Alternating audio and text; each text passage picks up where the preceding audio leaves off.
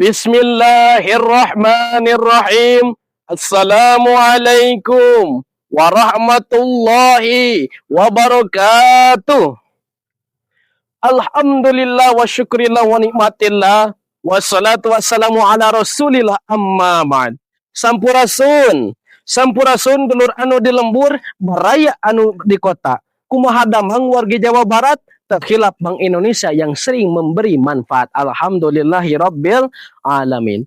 Dewan juri yang arif dan bijaksana, serta para pemuda-pemudi yang mencari arah berjalan di tengah rancunya zaman dalam ruang yang penuh gagasan ini. Izinkan saya Remi Akang Repos Sukabumi untuk tidak hanya sekedar berpidato dan berdiri. Kiranya saya mengajak kita semua untuk membelah satu konsep yang menjadi penawar akan kegelisahan kita hari ini. Dalam judul Risalah Langit kepada Jiwa yang Berbagi, Jalan Halal Menuju Rahmat Sang Ilahi Rabbi. Para pemuda harapan bangsa, kita adalah generasi yang hidup di dalam paradoks, generasi yang kekenyangan akan informasi, namun sering kelaparan akan arti. Hari ini, egosentrisme kita sedang diuji di puncak tertinggi. Kita terjebak dalam budaya flexing yang sibuk memoles apa yang nampak di layar kaca. Mengukur kesuksesan dari jumlah pengikut dan tanda suka, ada yang ingin kaya secara instan hingga menutup mata tanpa bertanya dari mana harta itu ada. Banyak dari kita berperilaku subhat sampai melompat kepada sesuatu yang haram, entah itu tipu daya yang merugikan sesama, investasi palsu yang menguntungkan pihak tertentu, pinjaman online yang menjerat leher, dan judi online yang merusak masa depan. Kita berderiak gaya hidup estetik, namun abai terhadap realitas yang pelik.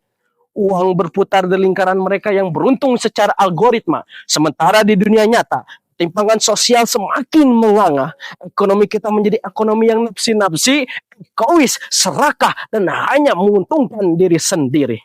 Maka pertanyaannya hadirin sekalian, bagaimana bisa negeri ini mas kalau tangan-tangan mudanya masih menikmati hasil semu dan culas?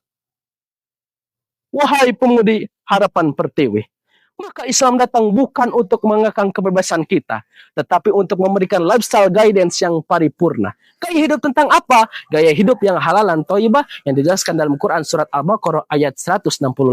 A'udzubillahi minasyaitonirrajim. Bismillahirrahmanirrahim.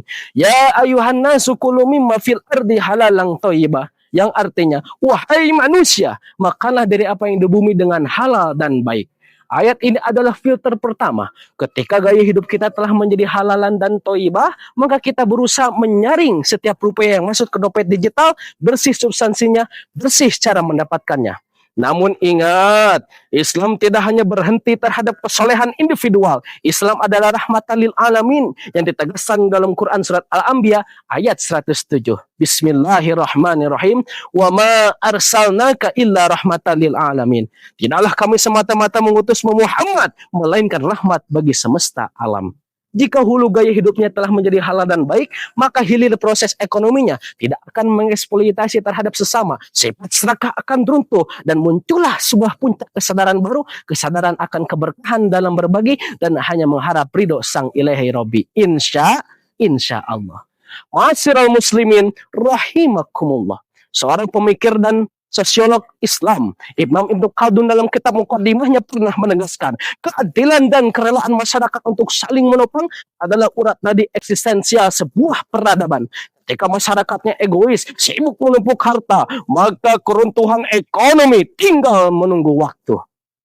Oleh karena itu, solusi dari kerancuan zaman ini adalah mengubah sebuah tren dari gaya hidup yang sibuk menepuk harta menjadi gaya hidup yang halalan dan thayyibah dan berbagi sesama demi mengharap ridho Allah Subhanahu wa taala.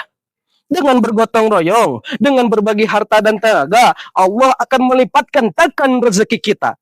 Apa landasannya? Quran surat Al-Baqarah ayat 261.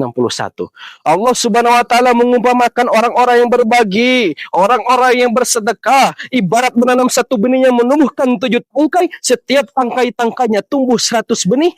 Matematika manusia adalah pengurangan, sementara matematika Tuhan adalah pelipat gandaan. Maka pertanyaannya, bagaimana cara kita mengimplementasikannya? Bagaimana cara kita menyalurkannya? Tak lain dan tak bukan melalui lembaga Ziswab, zakat, infak, sedekah dan wakaf yang terintegrasi dengan teknologi. Oleh karena itu, mari kita jadikan berbagi sebagai sebuah standar yang keren dan menjadi sebuah tren. Atau setidaknya, anak-anak muda harus menjaga three important point, 3 poin penting. The first, protect the source. Kita jaga sumbernya dengan gaya hidup halal. The second, protect the each other. Kita jaga sesamanya dengan berbagi harta dan tenaga. And the last, protect the behavior. Kita jaga perilakunya untuk melestarikan lingkungan dan bumi ini. Maka terjadilah sebuah sirkulasi masyarakat ekonomi yang berkarakter Islami. Hadirin yang berbahagia, calon penghuni surga. Waktu berjalan begitu cepat dan pendengar tidak berharap ini berlangsung dengan sesaat.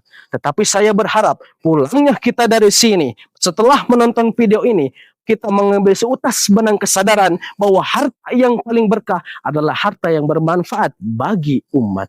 Sebagai penutup, izinkan saya untuk menyampaikan pesan terakhir bahwasalnya langit tidak butuh pemuda yang sibuk memoles citra, sementara bumi kelaparan akan keserakahan kita. Jika kau sibuk menumpuk harta, kau bukanlah generasi emas, wahai para pemuda.